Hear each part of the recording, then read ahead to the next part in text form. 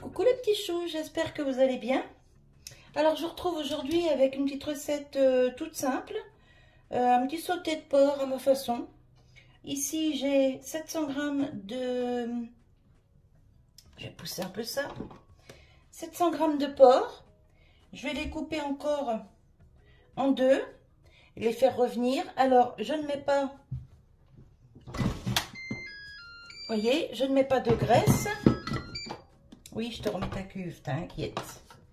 Je ne mets pas de graisse parce que, vous voyez, sur la viande, il y en a déjà pratiquement sur chaque morceau.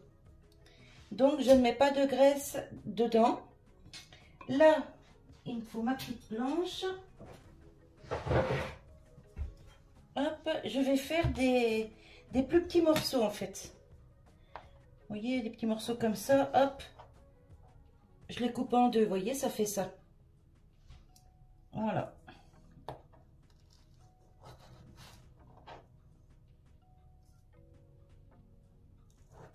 Hop. Alors, c'est encore pas tout à fait décongelé, là. J'ai sorti ça du congélateur ce matin. J'ai mis à décongeler au micro-ondes, mais c'est pas tout à fait décongelé. Mais c'est pas grave. Ça va finir de décongeler à la cuisson, hein. C'est pas un souci du tout. On se prend pas la tête. Hop. Là, mon cookéo est en préchauffage. Il va pas tarder. Voilà. Ajouter les ingrédients. Oui, oui, ça vient, ça vient, ça vient. Tiens, je t'en mets un. Comme ça, tu te tais.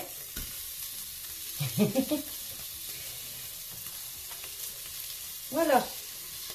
Ah, il faut bien couper lui. Alors, là, je vais mettre la haute parce que sinon, je vais être enfumée. Et du coup, bah, je vous mettrai la partie en accéléré.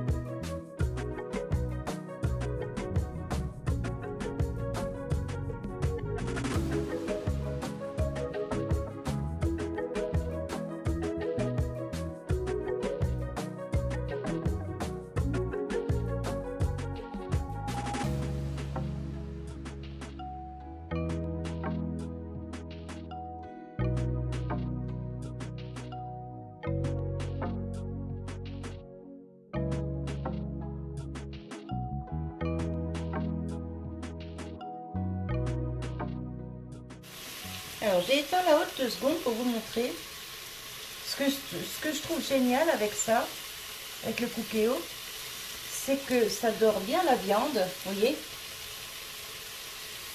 mais ça brûle pas.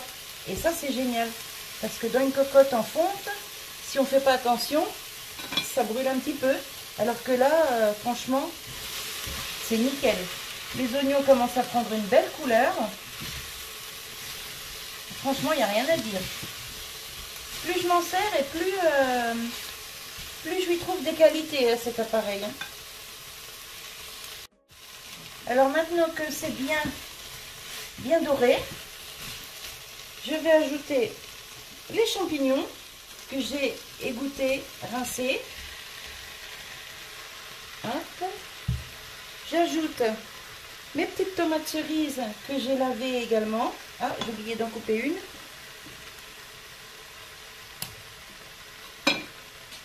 Hop.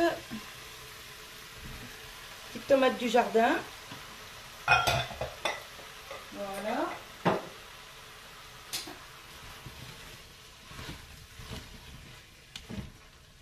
Je mélange tout ça.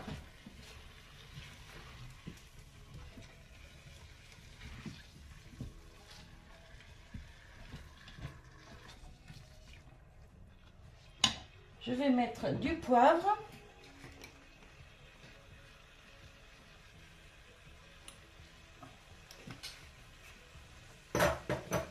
Du sel.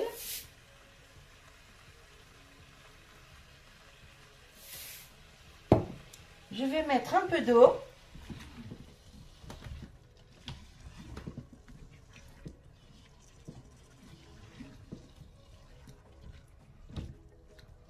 J'y mets aussi des herbes de Provence. J'adore les herbes de Provence, j'en mets partout. Enfin partout presque. Hop.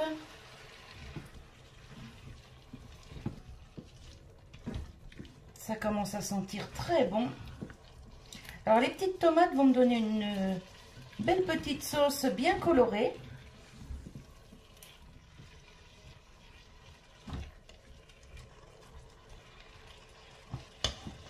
Je vais vous montrer avant de mettre l'eau.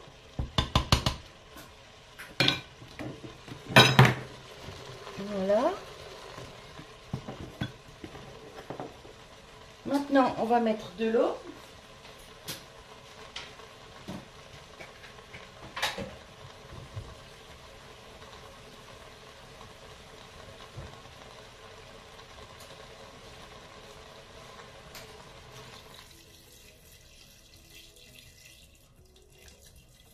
Ah bah, pile poil, que ce soit juste recouvert.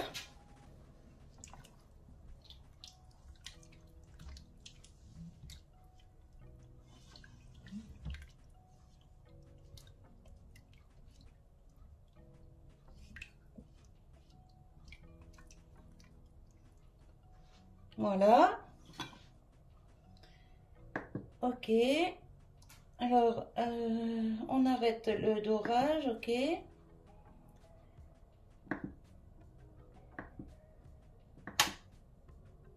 Cuisson sous pression. Donc, je vais mettre ça 30 minutes. Oh, déjà 25. Ouais, déjà 25 minutes et puis on va voir ce que ça donne. Départ immédiat. C'est parti. Je vous retrouve quand, dans 25 minutes. À tout de suite.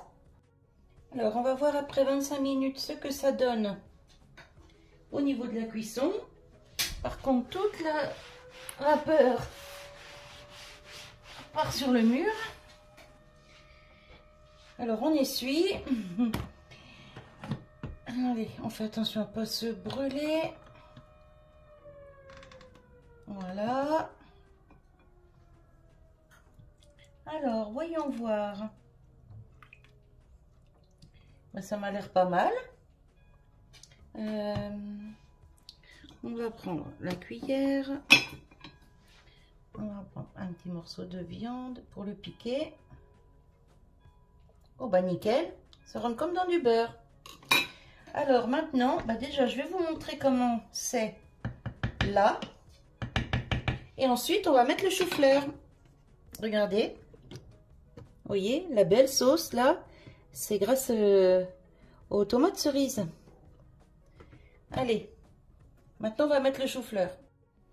Alors le chou-fleur, c'est du chou-fleur congelé que j'ai acheté, vous avez vu dans mon retour de course. Donc ils nous disent 12 minutes à la reprise du frémissement. Ok. Et sinon 6 minutes à la cocotte minute. À l'autocuiseur. Eh ben écoutez, on va mettre ça comme ça. Hop. Alors c'est pas encore décongelé, bien sûr. Hop. Je vais doucement en mettant dedans parce que j'ai pas envie de tout éclabousser. Hop.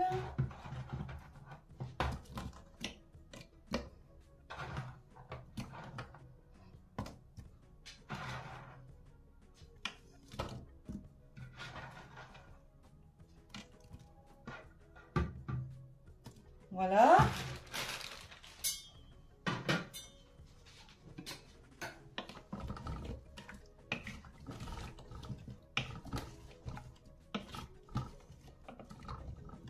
Et on va reprendre la cuisson. Je vais mettre ça, ouais, 6 minutes. Ce sera pas mal. Je mélange un petit peu avant.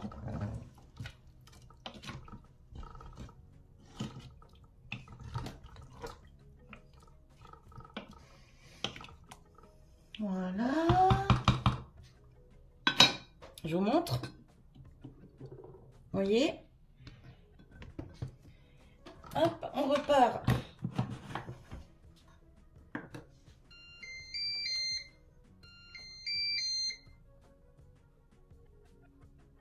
Donc en manuel. Cuisson sous pression. Et puis on va mettre, j'ai dit 5 minutes. Hein. Départ immédiat. Allez hop.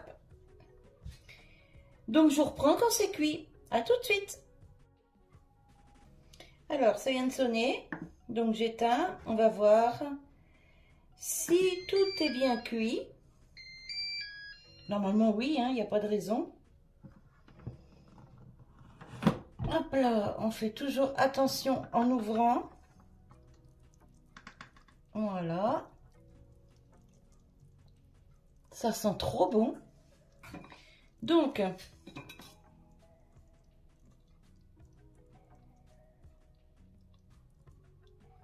ben, vous voyez, pour moi, c'est encore un peu juste pour les légumes. Ouais, ça manque un petit peu. Je vais rajouter 2-3 minutes parce que... ouais, c'est pas assez.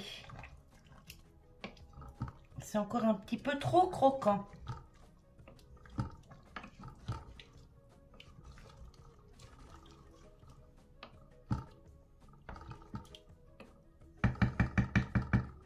Allez, je vais ajouter 3 minutes.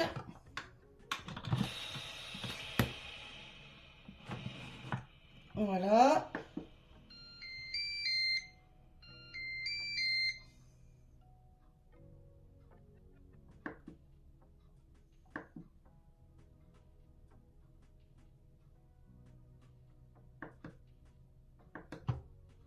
Hop, ça va aller vite. 3 minutes. Je vous reprends dès que c'est fait. Bon alors, ça vient de sonner. Je l'éteins. Parce que là, maintenant, ça doit être bon. Voilà. Hop, on va ouvrir doucement.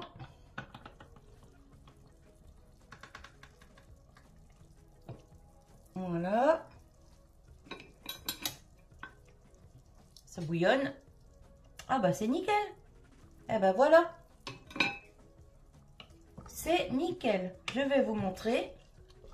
Bon, la viande, elle est super bien cuite. Hein. Il n'y a pas de souci.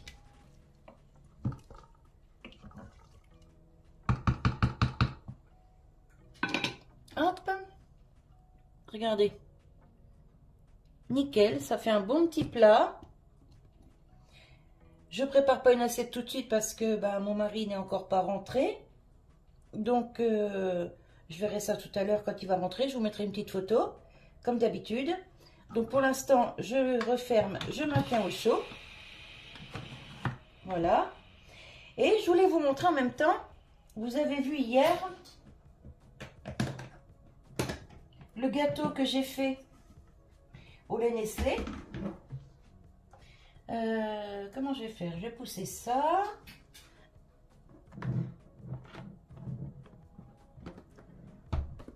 Hop, voilà.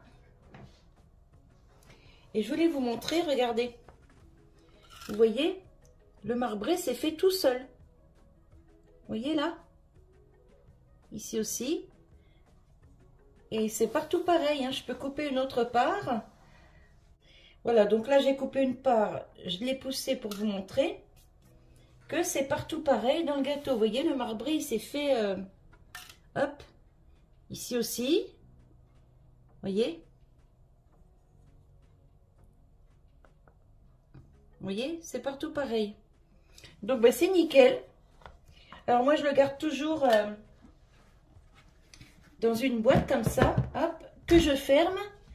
Et comme ça, il n'y a pas de risque ni d'avoir d'insectes qui rentrent dans le gâteau. Enfin, des petites mouches, des pucerons, des moucherons, enfin voilà. Je garde toujours mes gâteaux comme ça, dans ces boîtes-là. Et franchement, ça, c'est génial pour les tartes, les cakes. J'en ai une aussi à manger pour les cakes. Et franchement, quand je fais des crêpes, je mets ça là-dedans.